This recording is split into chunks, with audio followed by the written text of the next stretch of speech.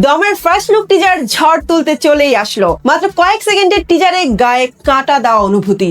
পরিচালক রেদন রনি কি দেখালেন এটা, মানে সিনেমা প্রেমীদের সারপ্রাইজ করার মতো টিজার।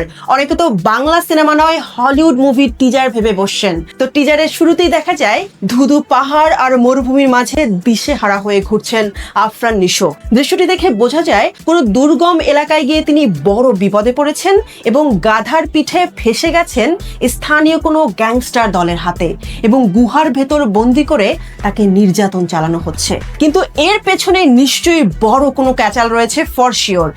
এই সিনটায় নিশোকে বেঁধে রাখা হয়েছে, পেছনে ব্ল্যাকবোর্ডে লেখা ফ্রি বাহারুদ্দিন ইন 7 days। কিন্তু প্রশ্ন হলো বাহারুদ্দিনটাকে? দমে আফরান নিশোর নাম তো নূর। গল্পের ভেতর রহস্যের গন্ধ আছে, যার উত্তর তো আমরা সিনেমা হলে পাবো। একটা বিষয় মাথায় রাখতেই হবে, দম কিন্তু সত্য ঘটনা অবলম্বনে বানানো হয়েছে। টিজারের শুরুতেই নিশো মুসলমান কিনা সেটা যাচাই করার যে দৃশ্যটা আছে সেটা আসলেই গায়ে কাটা দেওয়ার মতো, এবং টিজারের শেষ দৃশ্যে তার সংলাপটি পুরো মাথায় গেঁথে থাকার মতো।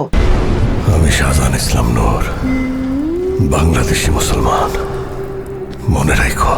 টিজারের অন্যতম আকর্ষণীয় মুহূর্ত কিন্তু পাহাড়ের চূড়া থেকে একজন গ্যাংস্টারকে নিয়ে নিশোর পানিতে ঝাঁপ দেওয়ার দৃশ্য।